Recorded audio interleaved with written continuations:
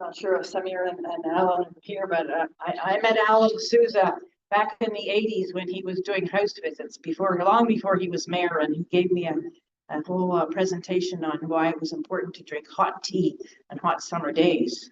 And I live in DDO, so Samir is my MP.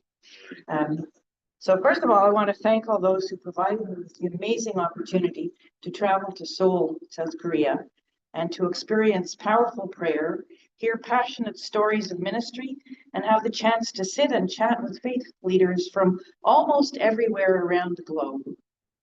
But really, the majority of voices were from those countries that are crying out for justice and peace, for reconciliation amongst its various peoples, and for equitable and equal opportunities for all citizens. Dr. Hak Jang-hoon has said, all religions ultimately serve one creator, and we are all members of the same human family. And these were Thomas Walsh referenced Genesis, and I was going to say the opening words of our ancient scriptures tell of the story of creation, and every faith group has a creation story.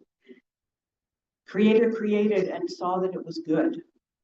Life was intended to be good, but sadly, because of human choices, human greed, human ambition, and sometimes human ideas, well-meant but misguided, have all led to a world where for many, life is not good, life is hard, and life is not fair, and not all are treated as though they were the same family. I have never been more conscious of that fact than when I was gathered listening to personal testimonies of people's lives. We had presentations raising concerns about climate change, the environmental crisis, and the future of the earth. And the more I heard, the more guilty I felt for the privileges that we live every day and take for granted in this beautiful, very free country. We in North America are among the elite when it comes to comforts and opportunities, food, education, medical care, green spaces, and fresh air.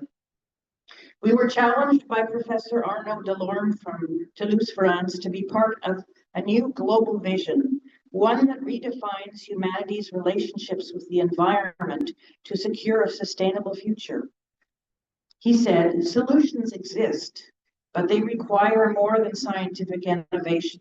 They require a transformation in human consciousness. We must recognize that the environment is not an external resource to be exploited, but an integral part of our collective existence. The question is, will we act before it is too late?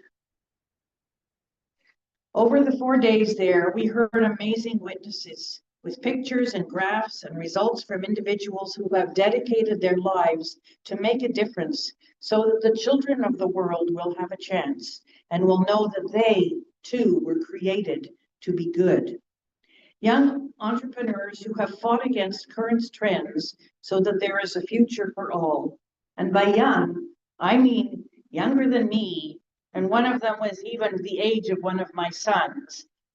They were inspiring, and they have accomplished so much in their young lives.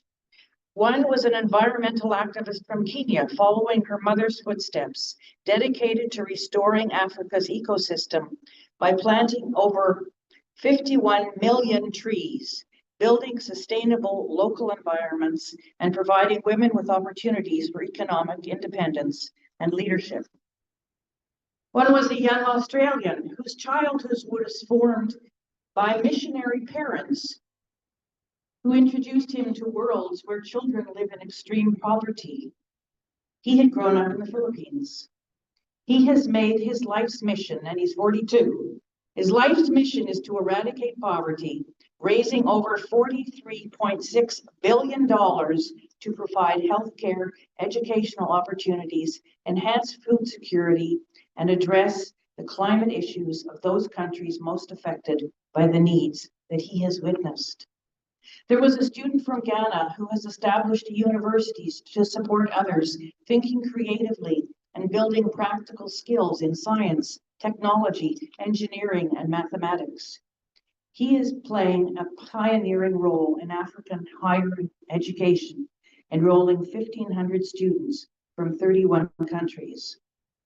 There was a young African model who learned from her experiences in North America that not all girls are treated the same, and she is using her connections to make changes in her homeland so that young women don't have to experience female genital mutilation, which is majorly present in some countries in Africa, Asia, and the Middle East.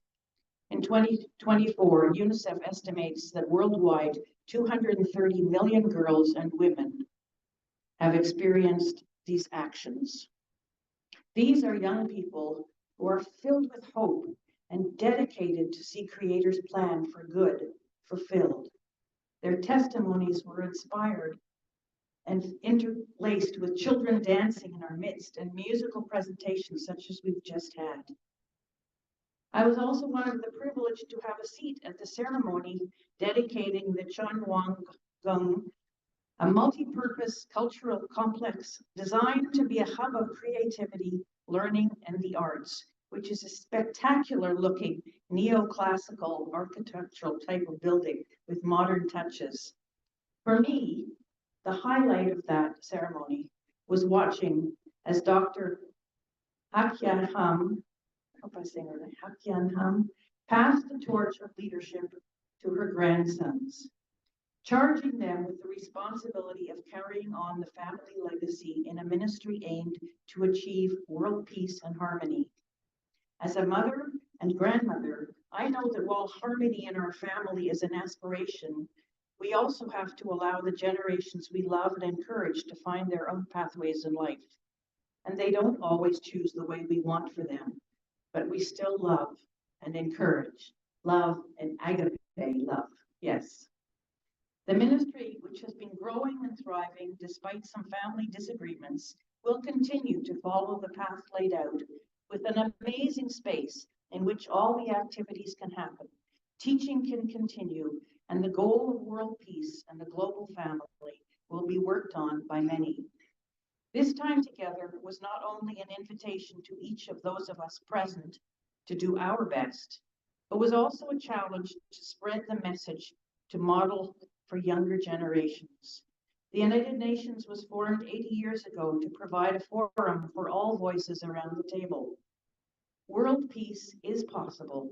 The globe can be preserved, and there is sufficient food and medicine for all when we care for the rest of humanity as though we were all indeed all members of the same family.